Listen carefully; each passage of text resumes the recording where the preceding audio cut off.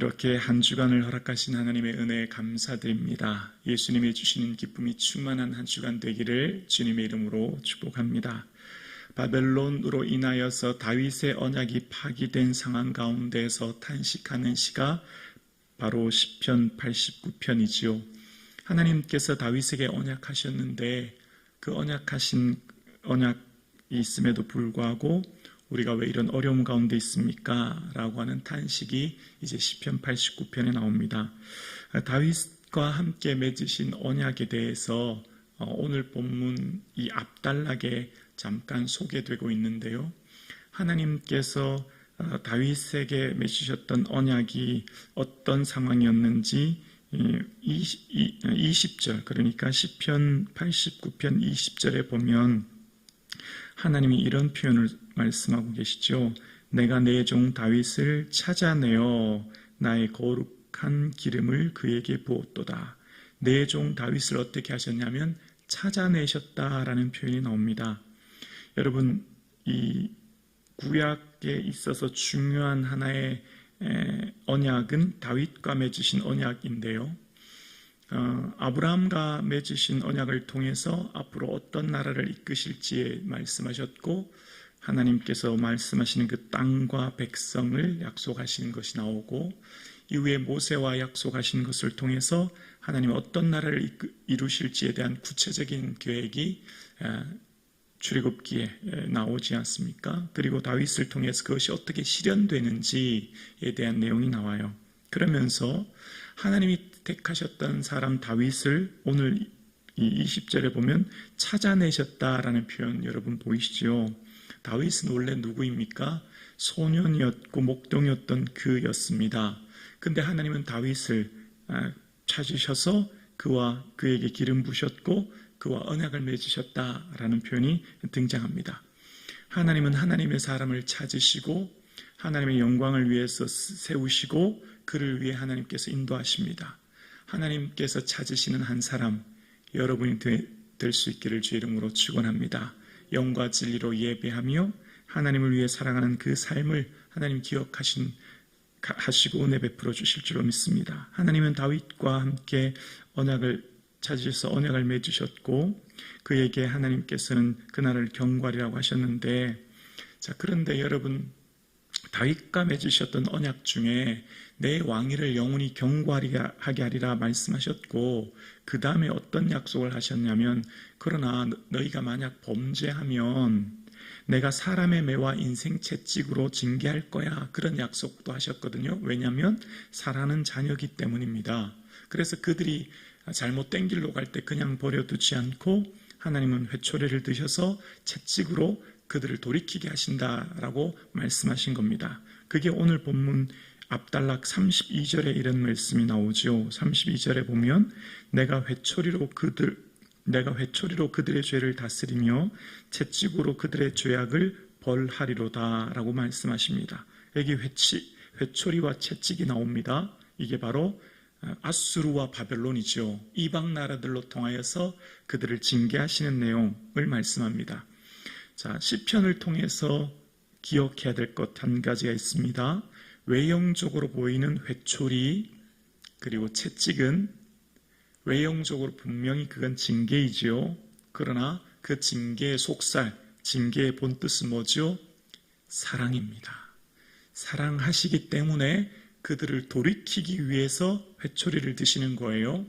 그래서 철부지 아이들은 어머니의 매를 가지고 원망하지만 철이 들면 어머니가 왜 그러셨나를 이해하듯이 지금 이 시편을 통해서 우리가 왜 지난날 왜 우리가 이 바벨론으로 인해 왜 우리가 이런 국가적 위기와 어려운 상황을 겪었는가를 생각하면서 그것은 하나님이 사랑하시는 사랑에 매였다는 것을 지금 이야기하는 겁니다.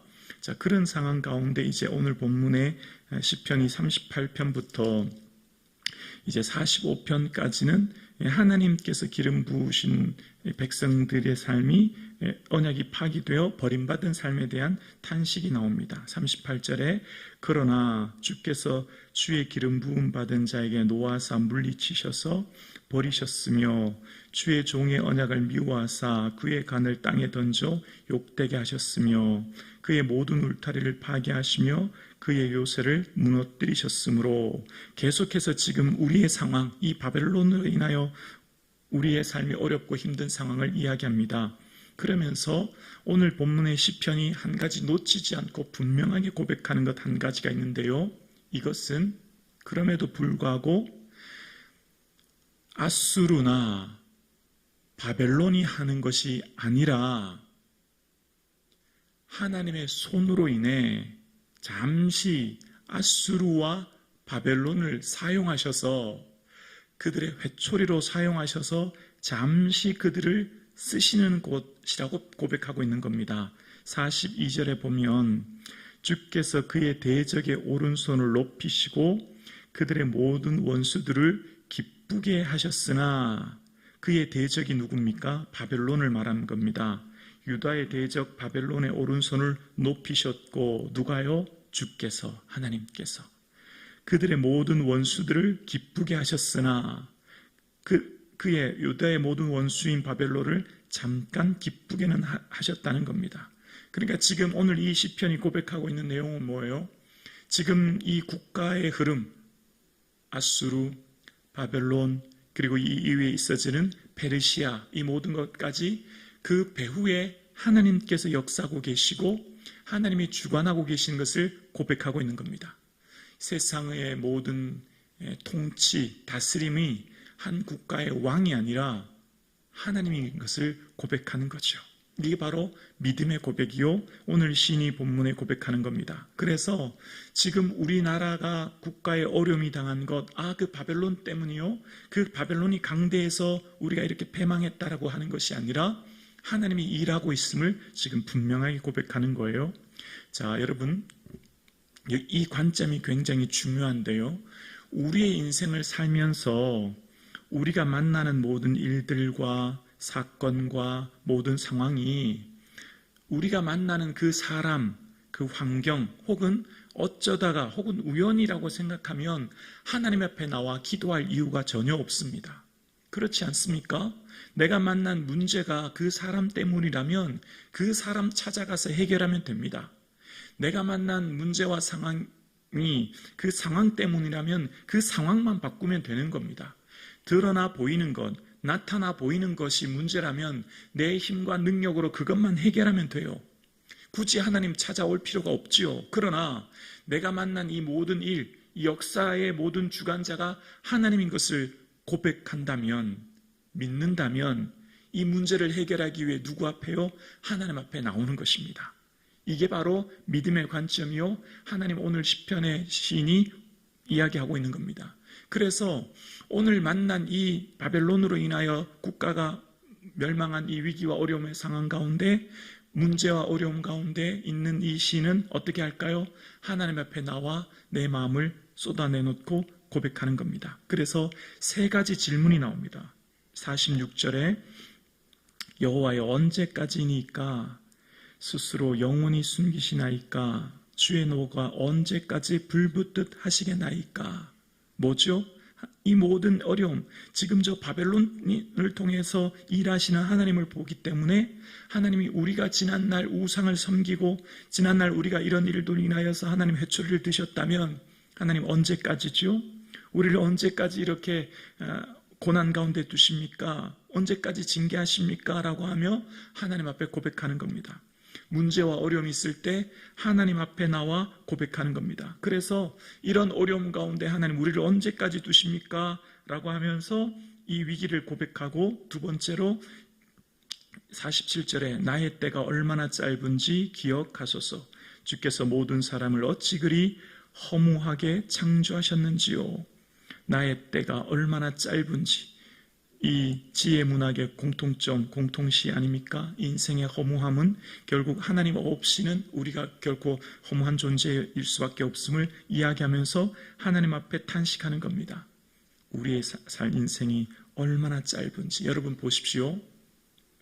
아수르 같은 강대한 나라, 바벨론 같은 나라, 이후에 있어지는 페르시아와 같은 이런 나라들, 한 나라의 흥망성쇠가 속에서 이 시편이 기록되어 있습니다.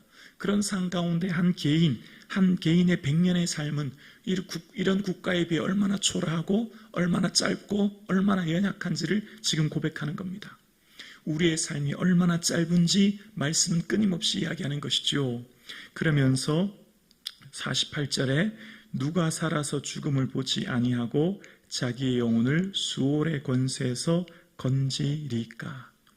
누가 살아서 죽음 보지 않을 사람이 누가 있겠습니까? 주님, 내가 얼마나 연약한지를 아는 거예요. 하나님 앞에 고백하는 이 시인, 하나님 앞에 나와서 고백하는 이 지금 시인은 내 자신이 얼마나 연약하고 내가 얼마나 짧은 존재인지, 그리고 죽음 앞에 설 수밖에 없는 존재인지를 고백하는 겁니다. 이게 바로 하나님 앞에 선 자의 고백이죠. 내가 얼마나 연약한지를 아는 사람, 하나님 앞에 서면 내가 얼마나 연약하여 내가 얼마나 부족한지를 반드시 깨닫게 하시죠. 그러면서 세 번째 질문합니다. 49절에 주여, 주의 인자하심이 다윗에게 맹세하신 그 전에 인자하심이 어디 있나이까. 다윗에게 맹세하신 인자가 바로 언약이죠. 하나님, 다윗과 하신 그 언약 어디 있습니까? 다시 한번 묻고 찾습니다. 바로 하나님의 말씀, 그 언약을 가지고 기도하는 것이죠. 간구하고 고백하는 것이죠. 그러면서 하나님 앞에 내 마음을 쏟아내 놓습니다. 현실적인 고난과 말씀 사이의 괴리, 약속하신 약속이 더디 이루어지는 이 현실의 고난, 하나님 말씀하시는 그 기도 앞에 더딘 응답 앞에 탄식, 이게 어쩌면 오늘 저와 여러분의 동일한 고백일 겁니다. 하나님 앞에 기도하지만 응답 없는 현실, 바뀌지 않은 이 현 상황 가운데 우리는 오늘도 예배합니다. 마치 오늘 시편의 시인의 고백처럼 말입니다. 이런 현실 가운데 그러나 이 역사의 주관자는 하나님이신 것을 알기에 오늘 우리는 이곳에 나왔습니다. 오늘 우리는 그럼에도 불구하고 하나님 앞에 나온 이유는 모든 역사의 주관자가 하나님인 것을 우리는 믿기 때문입니다.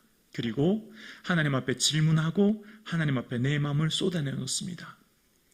오늘 우리가 하나님 앞에 내 마음을 쏟아내 놓고 기도하면 반드시 하나님께서 우리를 위로하사 우리의 삶 가운데 주님을 바라보게 하시고 다시금 주님을 찬양케 하시고 다시금 우리가 일어설 이 하루를 버틸 은혜를 우리에게 주실 줄로 우리는 믿습니다. 그래서 마지막 3권의 고백이 52절에 나옵니다. 함께 우리 고백하실까요? 여호와를 영원히 찬송할지어다. 아멘, 아멘. 하나님 앞에 살아가는 성도의 삶, 고난 앞에 주가에 나온 성도의 삶, 그 고난을 이길 힘은 찬송입니다. 여러분, 찬송은 오늘 하루를 이길 힘과 능력을 얻습니다. 하나님이 그럼에도 불구하고 나의 삶을 붙들고 계신다고 하는 것을 고백하는 것, 그럼에도 불구하고 우리의 삶을 인도하고 계신 것을 믿는 것, 그것을 고백하는 그 고백이 하나님을 향한 찬송이 이 하루를 버티는 힘이 될 것입니다. 또한 하나님 앞에 나와 기도하는 자에게는 반드시 우리 입술을 열어 주님을 찬양케 하게 하실 줄로 우리는 믿습니다. 그 하나님을 바라보는 이 한 주간 되실 수 있기를, 이 하루가 될 수 있기를 주님의 이름으로 축원합니다.